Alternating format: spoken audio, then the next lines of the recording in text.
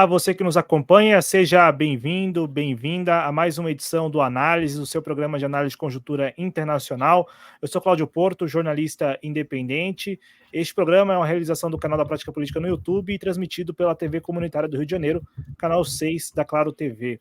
Comigo, André Nunes, analista político. Como vai, André? Tudo bem?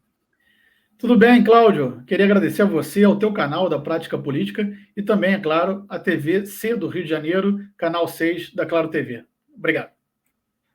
André, demorou, mas Joe Biden, enfim, desistiu da candidatura dele à reeleição nas eleições presidenciais dos Estados Unidos, que ocorrerão lá em novembro, em 5 de novembro. Demorou porque, depois daquele debate na CNN, que ocorreu em junho, a candidatura dele à reeleição foi colocada em xeque, já que a fragilidade do presidente Joe Biden ficou exposta no embate com o Donald Trump, contra o Donald Trump, naquele debate lá na CNN, que teve muita repercussão, e a partir dali o Partido Democrata passou a discutir a possibilidade, né, da desistência do Joe Biden de substituir a candidatura democrata nessas eleições. Eu quero te perguntar o que pretende o Joe Biden com esta decisão, a decisão de desistir, e principalmente, ele desiste e indica o apoio à sua vice, a Kamala Harris, que é vice-presidente dos Estados Unidos e que também seria vice na sua chapa para essas eleições de novembro.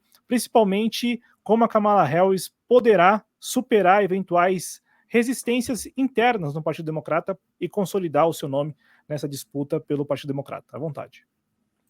Cláudio, idade geralmente é sinônimo de experiência, mas no caso de Joe Biden, realmente nós observamos que as suas posições estão comprometidas, as suas faculdades mentais estão comprometidas, porque confunde o nome de lideranças. Na cúpula da OTAN, confundiu o presidente da Ucrânia, Volodymyr Zelensky, com o seu rival, o presidente da Rússia, Vladimir Putin, chamou Zelensky de Putin. Ele vinha esquecendo os nomes de colaboradores do seu próprio governo, confundiu o nome da sua própria vice-presidente, Kamala Harris.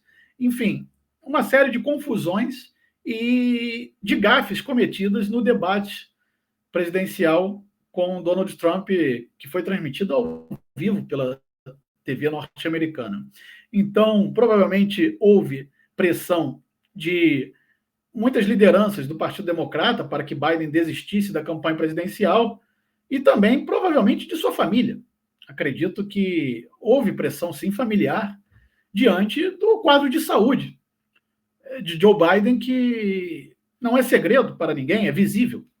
Então, você dizia, Cláudio, você perguntava sobre a sucessão presidencial, sobre esse apoio de Joe Biden a Kamala Harris. Na verdade, sim, Joe Biden, na sua carta de renúncia à reeleição, ele citou Kamala Harris. Depois, no seu pronunciamento, ele novamente declara apoio, agradecimento e apoio à sua vice-presidente, mas democratas e republicanos nos Estados Unidos, Cláudio, são duas faces da mesma moeda.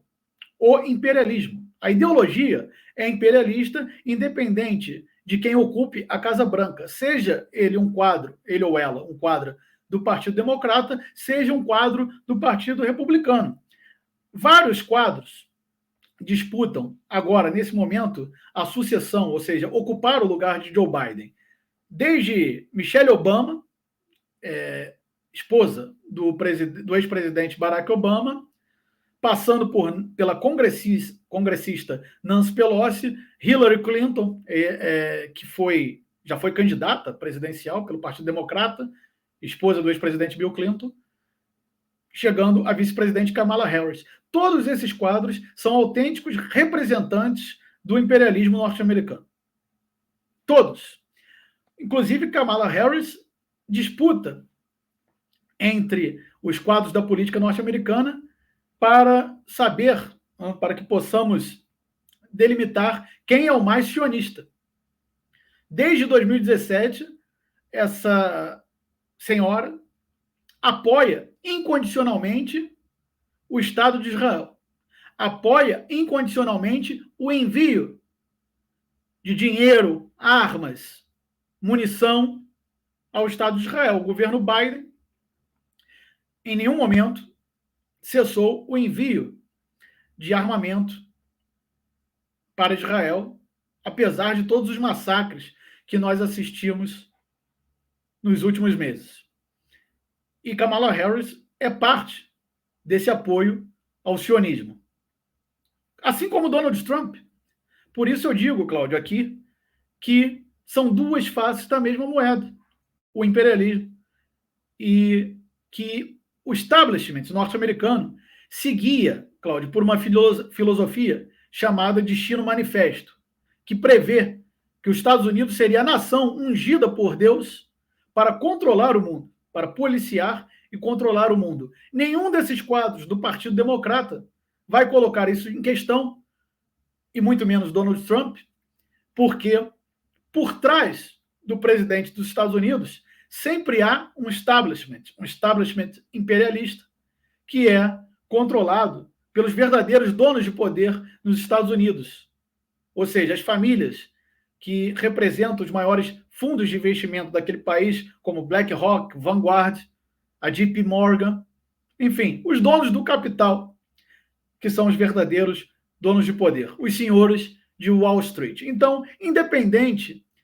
da cor de pele do presidente, do gênero masculino ou feminino, os Estados Unidos continuarão a ser a nação imperialista que nós conhecemos, Cláudio. Podem mudar os alvos. A guerra eterna dos Estados Unidos para os republicanos é contra a China. E a guerra eterna dos democratas é contra a Rússia. Ou seja, o alvo pode mudar. As baterias podem se voltar, no caso de uma eleição de Donald Trump, para o Irã, ou contra, por exemplo, a Venezuela, e no caso dos democratas, nessa guerra insana contra a Rússia, utilizando a Ucrânia como palco e bucha de canhão para que possam travar uma guerra insana contra a Rússia, Cláudio. Então, pode ser que assistamos, que vamos assistir, ou que venhamos assistir a mudança de alvos, mas a ideologia imperialista é a mesma, independente de quem ocupe a Casa Branca.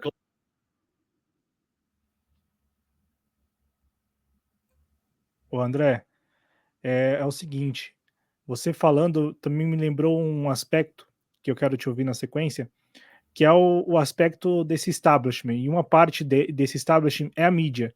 E como o debate na CNN, de forma antecipada, porque ocorreu antes mesmo das convenções, né, a convenção do Partido Democrata só vai ocorrer a partir de 19 de agosto, como esse debate foi importante para testar exatamente a posição do Joe Biden e pressioná-lo a desistir desta candidatura à reeleição. Na sequência eu quero te ouvir, porque antes eu quero compartilhar a tela com o público. Olha esta imagem que eu encontrei nas redes sociais, eu quero que você comente. Vai em linha com o que você acabou de falar, porque temos aí, além da Kamala Harris, né, há a possibilidade do Gavin Newsom, que é governador do estado da Califórnia, Partido Democrata, e também da Gretchen Whitmer, que é governadora do estado de Michigan, também do Partido Democrata. A Gretchen Whitmer já declarou o apoio a Kamala Harris. No caso do Gavin Newsom, ainda não tem nada, mas é interessante aqui o posicionamento deles em relação a alguns assuntos.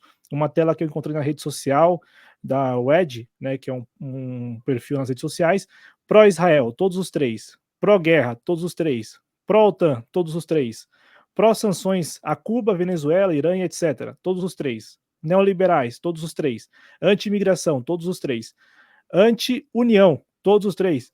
Ô, André, até mesmo quando a gente olha para o cenário dentro do Partido Democrata, com as possibilidades que vão ser, obviamente, discutidas, porque o nome da Kamala Harris não é um consenso, tanto é que depois do Biden anunciar o apoio a ela, algumas figuras também anunciaram, como o Bill Clinton, a Hillary Clinton, mas não o Obama. O Obama não endossou o apoio a Kamala Harris, assim como a Nancy Pelosi, que é uma liderança dentro do Partido Democrata, também não endossou esse apoio automático a Kamala Harris. Como que você analisa esse aspecto? Antes, quero te ouvir sobre o papel do debate da CNN, se puder falar um pouco sobre esse aspecto da mídia, porque a mídia acaba provocando essa desistência do Biden ao expô-lo lá atrás, né? A maneira como ele foi exposto foi determinante para essa desistência. E na sequência, como que você enxerga essa distribuição de potenciais candidaturas dentro do próprio Partido Democrata, que muda-se o nome, muda-se até o gênero, como a gente está vendo nessa tela, mas as ideias são muito semelhantes, até mesmo quando comparadas com o Partido Republicano. Cláudio, se você adicionar essa imagem que nós assistimos agora ao lado dessas figuras do Partido Democrata, se nós adicionarmos Donald Trump e seu vice, J.D. Vance, as opiniões quanto a esses assuntos serão as mesmas. Pró-Israel, todos eles são todos sionistas. Pró-guerra, todos são. O lado republicano, a favor de guerra contra outros atores. Irã, Venezuela, guerra comercial contra a China, e os democratas a favor da guerra contra a Rússia. Todos a favor da OTAN. Alguns acreditam que Donald Trump é anti-OTAN. Não, na verdade ele almeja apenas a diminuição de recursos dos Estados Unidos para a OTAN e exige que os Estados europeus contribuam com uma fatia maior do seu PIB para a OTAN. Mas ele nunca pensou, imaginou ou declarou que os Estados Unidos deveriam sair da OTAN. Não é isso. O que ele pretende é evitar uma sangria de recursos, porque parte dos republicanos acreditam e sabem que essa guerra contra a Rússia é uma guerra já vencida pelos russos. Então encaram como sangria de recursos. E que eles poderiam utilizar esses recursos para recrudescer ou praticar políticas mais ostensivas contra o Irã, contra a Venezuela e contra outros países anti-hegemônicos, Cláudio. Então, na verdade, é tudo mais do mesmo.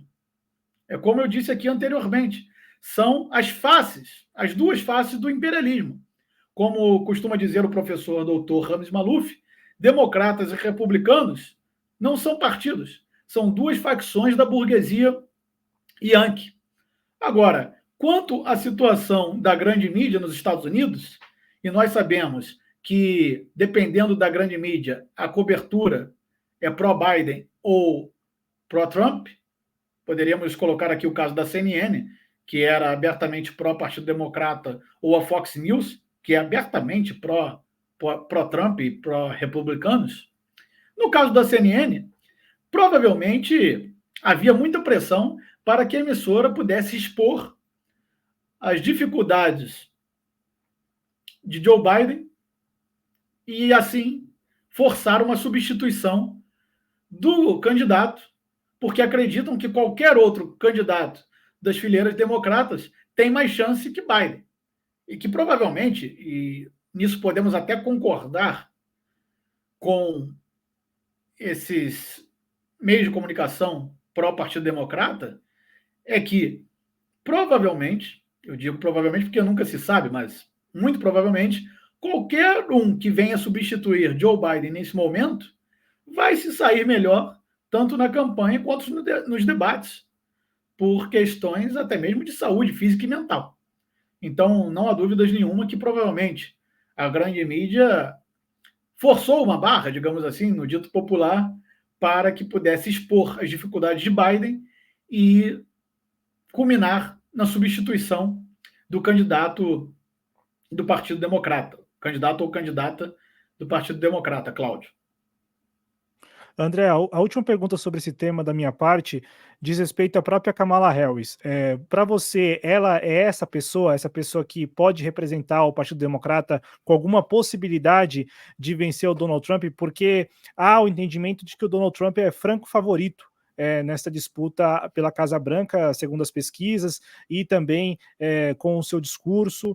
Eu quero saber de você, se você concorda com a leitura de que a Kamala Harris pode de repente, mudar esse quadro em que o Donald Trump sai na frente? Eu não diria franco favorito, Cláudio, porque as pesquisas demonstram que Donald Trump teria 2% de vantagem, tanto contra Biden como contra Kamala Harris. Eu não acho que essa seja a questão fundamental para que debatamos aqui no Brasil, porque a grande mídia trata as eleições dos Estados Unidos, a cobertura que é dispensada às eleições dos Estados Unidos, muitas vezes nos faz pensar que nós vamos votar naquelas eleições, que devemos escolher por um candidato ou outro, quando, na verdade, para os brasileiros e a América Latina em geral, qualquer presidente que ocupe a Casa Branca é um inimigo dos povos latino-americanos. Na verdade, são inimigos da humanidade. São os promotores da guerra e do caos, das desgraças que nós assistimos no mundo nos últimos anos. Alguns dizem que, por ser progressistas, devem apoiar candidatos como Barack Obama, na época, por ser um candidato negro. Ora, apesar de ser negro, Barack Obama foi o destruidor da Líbia, um país da África. Transformou aquele país num corredor de tráfico humano ao invadir e saquear a Líbia para derrubar o presidente Muammar Gaddafi, que era parte, obviamente, de um grupo de países anti-hegemônicos, que não se rendiam facilmente aos ditames de Washington. Então, independente de quem seja o presidente, independente do presidente ser mulher, homem, negro, branco, as atitudes, a política externa ostensiva, o apoio a guerras, o apoio aos massacres contra o povo palestino, eles vão continuar. Do lado democrata, nós assistimos isso observando os últimos governos, tanto de Barack Obama quanto de Joe Biden, e as posições admitidas pela sua vice, Kamala Harris.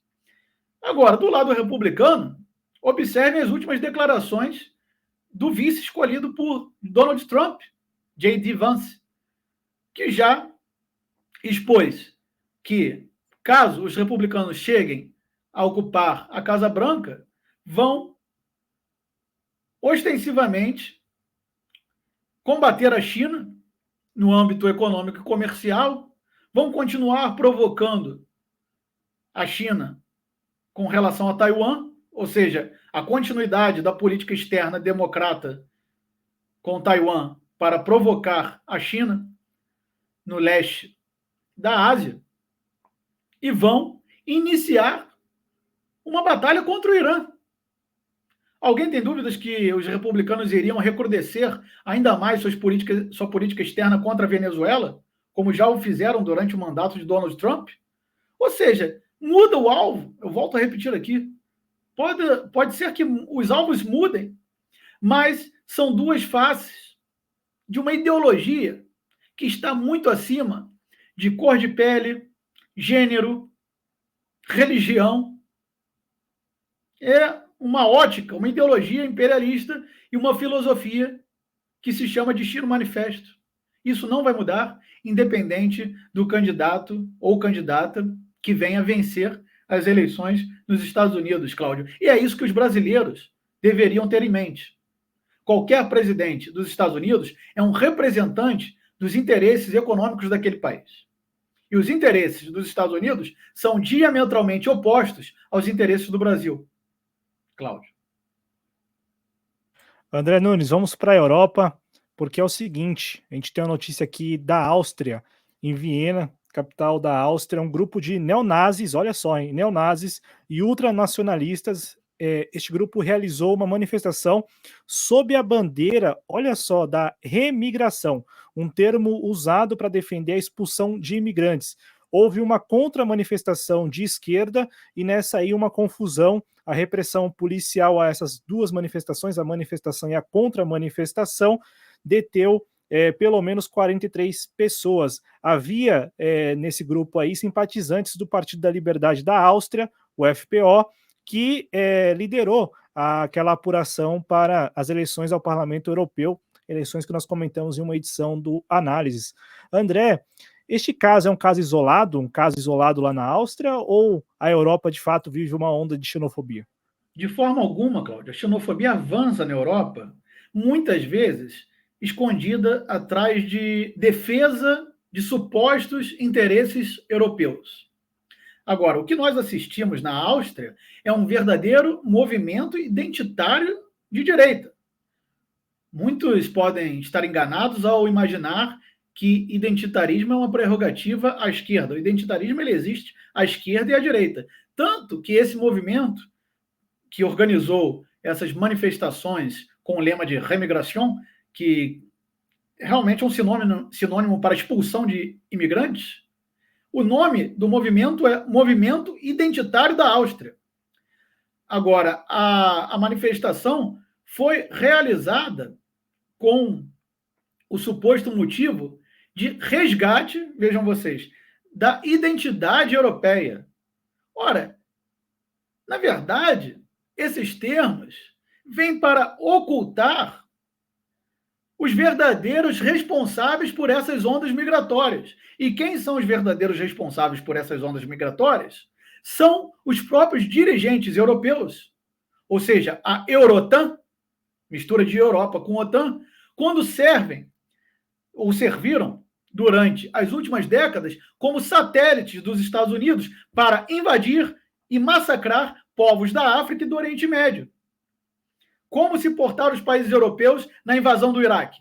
Auxiliaram os Estados Unidos. Como se portaram os países europeus durante a invasão da Líbia? Os bombardeios da OTAN na Líbia. Tanto o Reino Unido como a Alemanha, a França, sempre estiveram ao lado dos norte-americanos nessas ações, essas ações ostensivas, imperialistas e neocoloniais contra países do Oriente Médio e do Norte da África. Qual foi a ação dos países europeus na Síria ao fomentar uma guerra civil e, inclusive, facilitar a ascensão do ISIS, o Estado Islâmico, naquele país? Apenas para saquear o petróleo da Líbia e da Síria, como é feito até hoje. E as imagens abundam na internet sobre como podemos observar o exército norte-americano roubando o petróleo da Líbia com caminhões-pipa. Então, esses são os verdadeiros motivos das ondas migratórias para a Europa, rumo à Europa.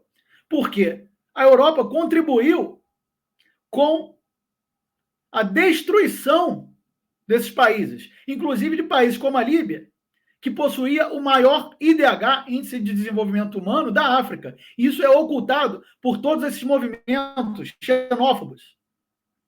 Na verdade, essas bandeiras de resgate de identidade europeia, nós poderíamos traduzir como supremacismo racial. São racistas. Racistas que ocultam o imperialismo e neocolonialismo de seus governos, de seus países, e agora querem